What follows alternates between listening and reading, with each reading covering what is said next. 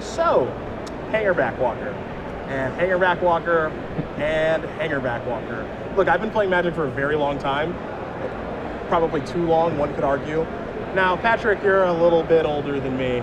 During your time, what I remember when I was kind of coming up in competitive Magic, when Flametongue Kavu was a card, everyone was just like, look, this is Flametongue Kavu's format, and you better, if you're playing 4 toughness stuff, you gotta go away. And it almost feels like that's what's going on right now, where it feels like Hangerback Walker has such a stranglehold on the format where players are just like, I need Unraveling Aether, I need, Anafenza, so when it dies, it exiles. And it's weird because at the end of the day, this is like a 2-mana 1/1. Right. But it's clearly a lot more than that. Well, with Flametongue Kavu, there's very much a pass-fail test. Do you have 4 toughness and cost around 3 or 4 mana? Can't play it. Anything bigger or anything cheap maybe is viable. Hangerback Walker is a little bit different in that it doesn't necessarily crowd anything out, but it slots in very naturally to all sorts of standard decks. If you're looking for an aggressive creature that insulates you from sweepers and removal spells, if you're looking for a creature to block in the early game and be a win condition later on, if you're looking just for a good mid-range threat, it just slots into all these different situations. And it took a little bit of time, but we're seeing it incorporated in almost every style of deck, every strategy in Standard right now. It's unbelievable. Just, we see now Abzan Aggro, which is a deck that was pretty much pronounced dead because of the printing of language. You add Hangerback Walker to that deck, it's alive and kicking. I've never really seen anything like this before. I don't know if you have, but this is kind of crazy to me. No, it's definitely, almost everyone I've talked to today is going to be sleeving up this card. We're going to see a lot of it during the standard rounds. And I think a lot of times when you think of the impact this card has had, you can see it in the decks that people aren't playing.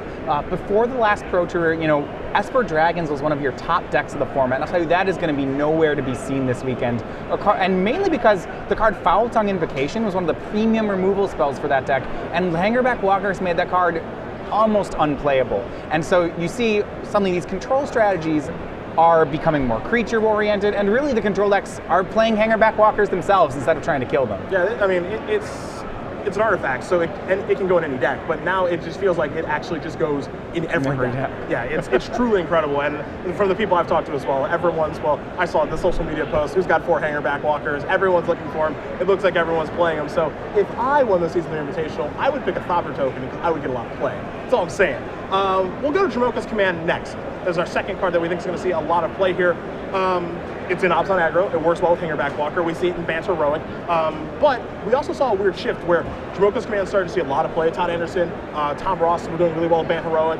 And we saw this in the Green-White Megamorph deck that Brian Kibler had a lot of success with, where at the Pro Tour, almost no one was playing Dromoka's Command. Then we saw a huge uptick in Dromoka's Command, and then people like Brad Nelson were like, oh, you're playing Dromoka's Command? I'll play Stormbat Dragon. What do you think about that? So, what do we think is going to happen with Dromoka's Command this weekend to start with Matthias? All right, I actually think it's interesting. Dromoka's Command I think is a great card, and I think it's going to be a poor card this weekend. Okay. So it'll be reasonable in Abzan Aggro mirrors, but I think what Dromoka's Command did is really the breakout deck of Magic, Pro Tour Magic Origins, was the Blue-Red Thopters deck that had showing by Mike Sigrist in the finals. But that deck has really fallen off, and I think in a lot of ways it's because you've seen decks incorporate cards like Dromoka's Command. Its ability to get something like an Install Artifact off the table and fight a creature at the same time, it's really powerful. So I think, once again, it's like these great cards, the effect they're having is not going to be what we're going to see in matches, it's what we're not going to see in matches. And I think what we're not going to see is we're not going to see Ornithopters and Whirler Rogues, and it's because of Dromoka's Command. Your thoughts on Dromoka's Command this weekend? It's going to be all over the place because green-white decks are going to be all over the place, and Dromoka's Command is a powerful card in the mirror, but people are going to be informed by this card. So you're going to see, fewer enchantments kind of randomly hanging out in decks. I think people are going to be either trying to overload or play 0. I think you're going to see more threats like Stormbreath Dragon that fly over top of green-white creatures or are difficult to fight with Dromoka's Command. So we're going to see it all over the place, but that doesn't necessarily mean it's going to be a distorting effect. People know it's there, they know they had to play against it, they know what kind of decks it's going to go into, and people are not going to come into this tournament uninformed. Stormbreath Dragon is where we're going next, as another card we expect to see a healthy amount of play this week, and protection from white, very important, but so is flying. And as you mentioned, we got a lot of decks that are on the ground right now, so going over the top of them is a pretty good place to be, and it's a hard card to kill.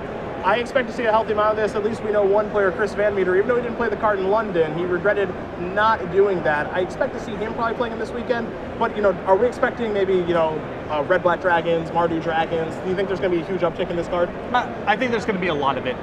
It's the type of card where against these green-white decks, they don't remove it very easily, they don't block flyers very efficiently, and Stormbreath Dragon just has a lot of raw power. Setting aside its metagame context, it's just a very powerful Magic card. So I think if people are trying to get away from the green-white suite of decks, or they're trying to get an edge against those style decks, Stormbred Dragon in green-red Ram strategies, in Mardu in red-black, it'll be a player this weekend. Your thoughts with the Dragon?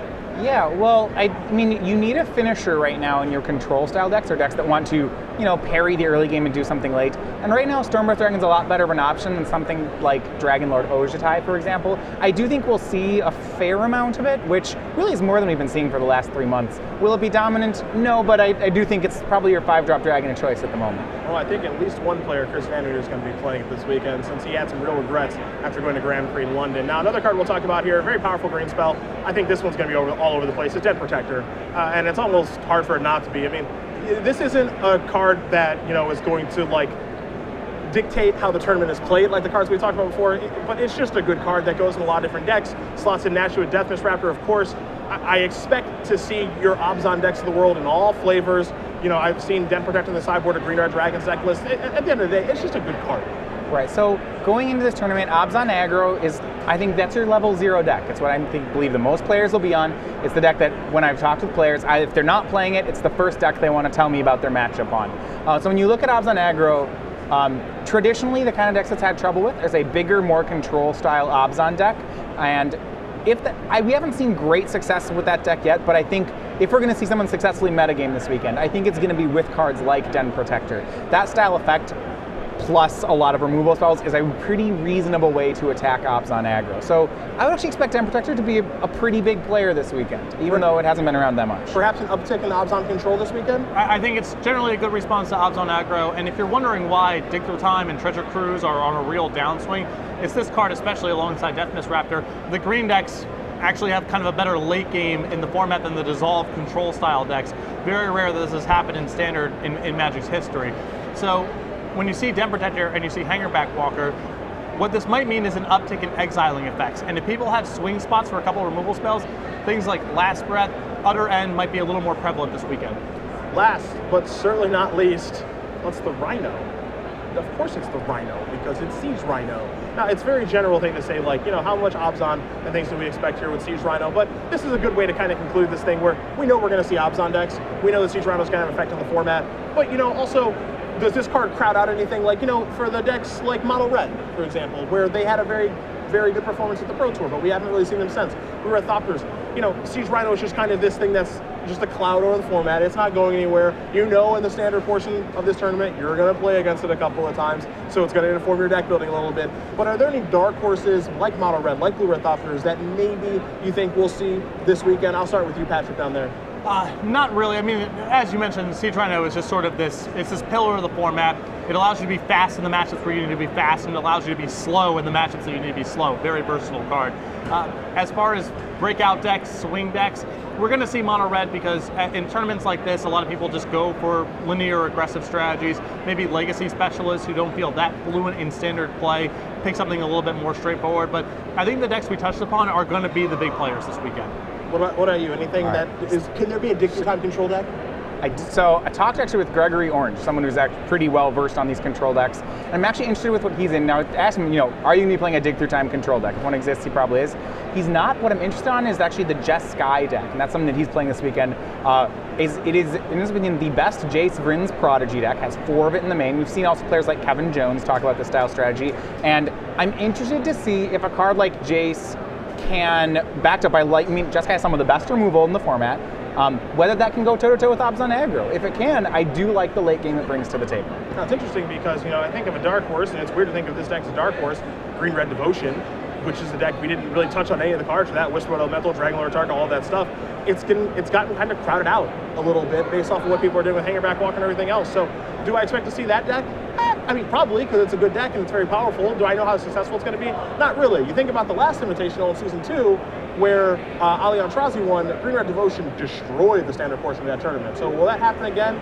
We'll find out as we make our way through the rounds. But as we did last time, we're going to make some predictions here before we head out. Now, you did really good with predictions last time. Almost took it down. You made it to the finals. You had Chris Van Meter as the player, and you were expecting Amulet Boom to do very well. So you did very well for yourself. I'm going to let you start as far as I'll let you pick maybe a deck in each format and a player you think is going to do well this week. All right, decks in each format. In Legacy, I like Storm. I mentioned that before. I think I want to play the best combo deck that doesn't have the crosshairs on it. I think Storm is that deck for this weekend. Okay. In Standard, I'm going to go with the boring answer, and that I think Obs on Aggro is a great thing to be playing this weekend. Yes, it's a level 0 deck. Yes, everyone wants to beat it.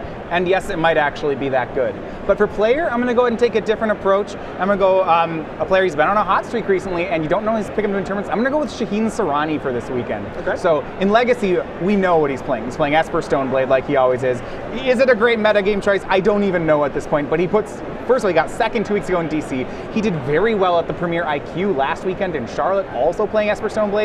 So he's on a roll with that, and his standard choice is very good for this weekend. He is not playing Obs on Aggro, not playing Hangerback Walkers. He is on, I believe, Sultai Control, playing cards like Silumgar the Drifting Death to answer Hangerback Walkers. Okay. And if someone can figure out this tap-out board control style strategy to beat a 2-3 drop aggro deck, I trust Shaheen to do that. So that's my pick, at least, to top 8 this Invitational. Here's a prediction for someone who has 4 Invitational top 8s as well. So he's had some success on the Open Series, that's for sure.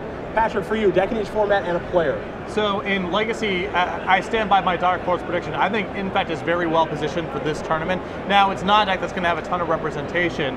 Only so many people are going to play it, but I expect the people playing it to do very well in that portion. I like Obs on Aggro and Standard.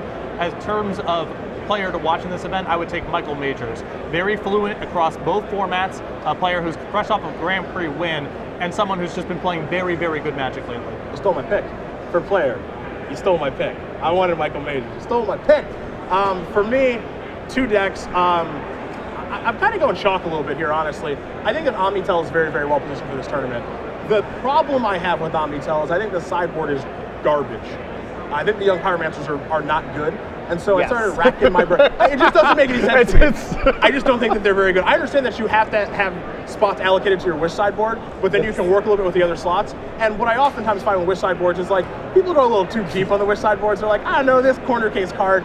What I would do if I was playing Omnitel this weekend, I was thinking about this on my flight over here, is I would want to shift to a different package. I actually think that if you shift to a Grindstone Painter Servant package, you are going to surprise everyone. Everyone's boarding in Blast against you. Play Painter Servant, name the different color. You're a pure cantrip deck with Dictor Time. Dictor Time finds 2 cards. Painter Servant, Grindstone. I'm just saying, I thought about it. It seems like it could be really good. Board out those blue cards, shift Painter Servant, change, name white, their Blast or bad. Just think about it. For Standard, I think that Devotion's not being talked about enough. Look, Dragolor Tark is busted. That card's insane. I know that like Hangerback Walker is everywhere, but we have seen like Devotion is still just like Hulk up. I'm doing this thing every game. Can you beat what I'm doing? Yeah, and if you want to talk about a deck that can simply overpower Hangerback Walker, and you got to look at Green Devotion. On top of that, you have easy access to Unravel the Aether in the sideboard if it's a card you're really worried about. I think that deck, it's straightforward. It's kind of boring in what it does. It's not flashy at this point, but I think it's good. I still think it's good. Player, Jerry Thompson. He's starting to heat up a little bit. I think, he's back in Magic now. He's starting to figure things out. Really good Pro Tour performance. Made the top 4 or top 8 of that Premier IQ that Shaheen did well in as well. I think that he's starting to figure some things out right now. He's not at the peak of his powers just yet, but we know what he's capable of when he is. And I think that he's starting to get back there. So that is my expectation this weekend, and those are our predictions. And that is our metagame breakdown here for the Season 3 Invitational. We're going to take a break. When we do come back, round number 1 of action is where we are going to begin. It'll start with some Legacy action. Don't know what we're going to see, but you know it's going to be awesome. Though we do know one player who is here this weekend who we did not expect to see. I will let you spoil that secret very quickly. Yeah, so actually making the trip from Japan, we have Yuta Takahashi this weekend. So an older school pro player, something you might not know, made the finals of a Pro Tour along with Kentaro Yamamoto in the two-headed giant Pro Tour. 15th place at Pro Tour Origins, so top 16 is currently on the train. And yeah, making the Trans-Pacific flight to play in the Open this weekend. Japan's not very close to here. So I think he might be a round 1 feature match. This is very exciting. I have never got to really see him play. It's awesome when you get to see players like, I know a lot of players watching the World Championships, Yu Watanabe, we get to watch him play, stuff like that. I'm excited. I've done the Newark to Tokyo flight myself a few times. Okay. It is not short. So anyone who's making that kind of flight is committed to doing well in this tournament. It should be great. I hope jet lag is not an issue. We hope we get to see him play and have a great tournament. And whoever else here, we know Tom Ross is the defending champion. We'll see if he can do it again. But it is break time for us. So from Matthias Hunt and Patrick Sullivan, I am Cedric Phillips. We will see you guys back here from New Jersey for round 1 coverage in just a bit.